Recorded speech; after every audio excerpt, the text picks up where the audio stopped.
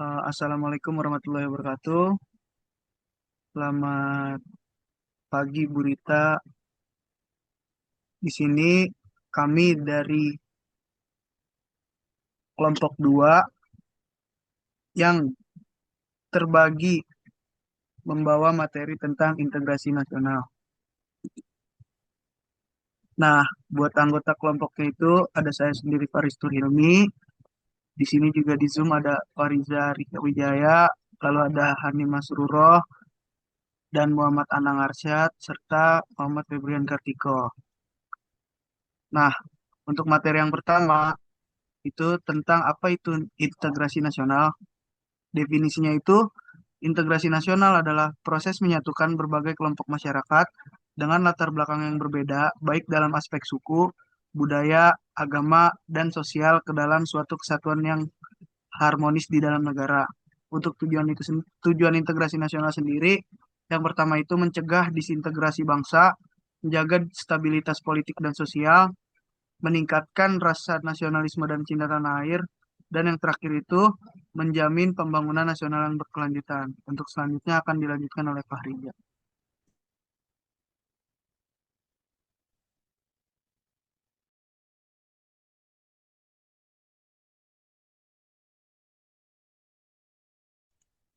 Ya, jadi di sini ada beberapa faktor yang mempengaruhi eh, integrasi di negara Indonesia yang dimulai dengan sejarahnya, yaitu yang pertama ada peristiwa Sumpah Pemuda pada tahun 1928.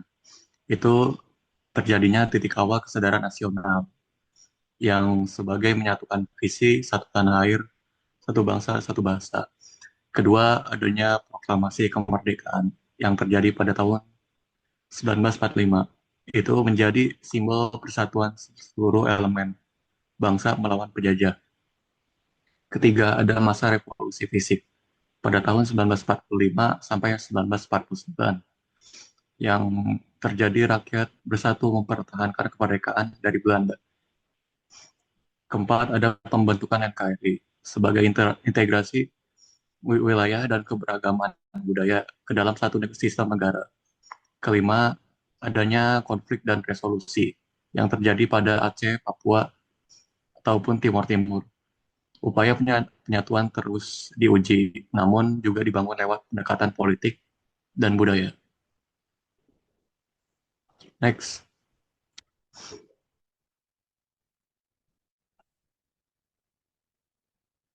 selanjutnya bentuk-bentuk integrasi nasional. Integrasi nasional dapat diwujudkan dalam berbentuk berbagai bentuk, antara lain integrasi sosial. Masyarakat hidup berdampingan dengan toleransi tinggi. Kedua, integrasi politik sebagai sistem pemerintahan yang menjamin keadilan bagi seluruh rakyat.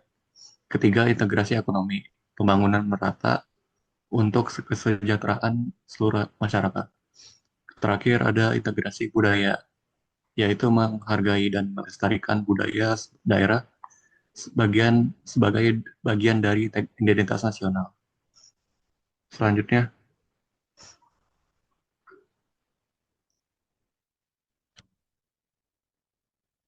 selanjutnya ada nilai kewarganegaraan dalam integrasi. Berikut beberapa contohnya. Yang pertama, demokrasi.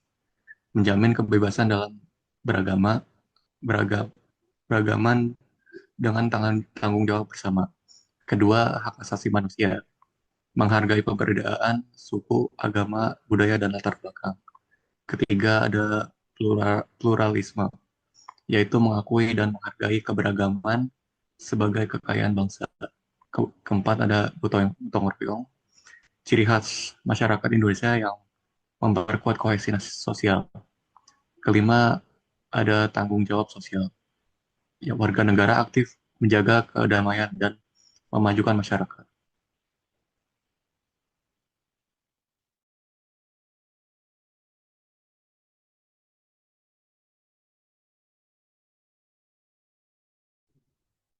Selanjutnya, pentingnya integrasi nasional.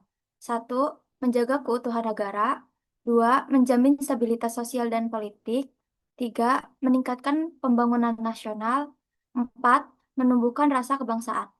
5. Menjaga keseimbangan antara hak dan kewajiban warga negara. 6. Memperkuat persatuan dalam keberagaman. 7. Menghindari konflik dan disintegrasi. 8. Mencegah pengaruh negatif dari globalisasi.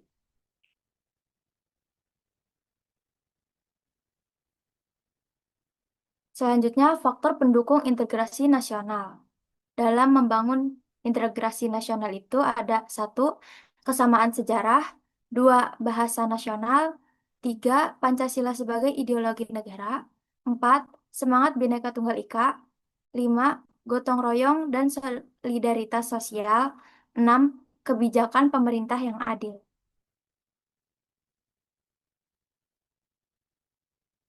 Selanjutnya, ada faktor yang berakibat dalam menghambat integrasi nasional, yaitu 1. Perbedaan suku, agama, ras, dan antar golongan atau SARA. 2. Ketimpangan ekonomi dan sosial. 3. Fanatisme kedaerahan.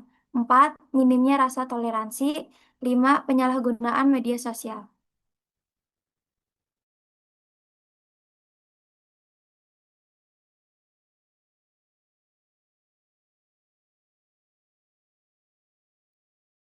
Baik, terima kasih waktu yang diberikan. Selanjutnya ada isu ancaman integrasi nasional saat ini di Indonesia. Beberapa ada uh, kita cantumin ya, beberapa peristiwa.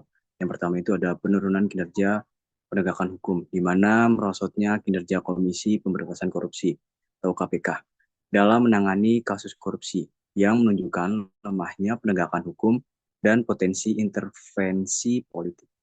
Yang kedua, perpecahan masyarakat. Perbedaan dan rendahnya toleransi antar masyarakat yang berbeda latar belakang, seperti kasus penistaan agama, suku bangsa, dan diskriminasi. Dan yang ketiga, yaitu adanya kesenjangan sosial dan ekonomi, di mana kesenjangan yang terlalu besar antara masyarakat yang kaya dan miskin, yang dapat memicu ketidakpuasan dan perpecahan.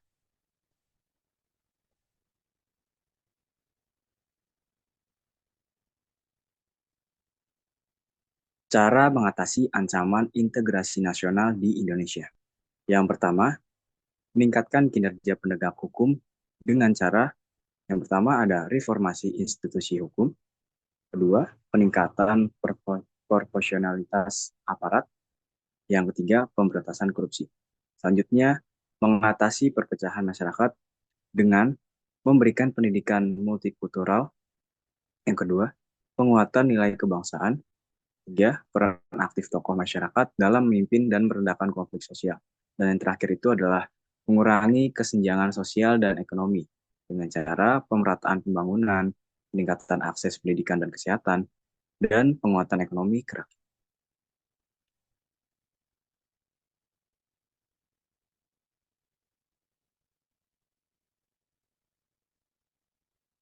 Berikut ada beberapa peta sebaran suku di Indonesia. Bisa dilihat di dalam PowerPoint-nya.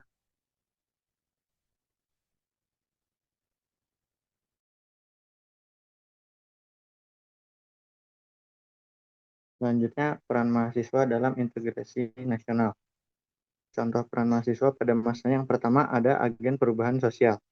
Mahasiswa sering menjadi pelopor perubahan melalui aksi dan ide.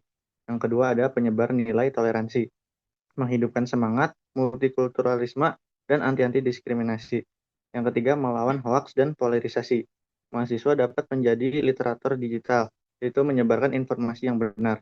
Yang keempat ada menguatkan identitas nasional. Mahasiswa aktif dalam diskusi, kegiatan kampus, dan pengabdian masyarakat.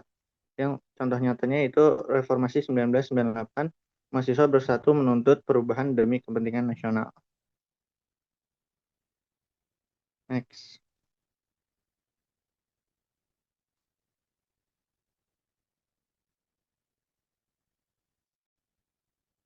Selanjutnya ada peran pemerintah dalam integrasi nasional. Contoh peran pemerintah pada masanya itu yang pertama, penegakan konstitusi dan hukum, melindungi hak dan kewajiban warga negara tanpa diskriminasi. Yang kedua, kebijakan afirmasi, otonomi khusus, beasiswa, dan pembangunan daerah tertinggal. Ketiga, pendidikan Pancasila dan multikulturalisme melalui kurikulum dan pelatihan guru.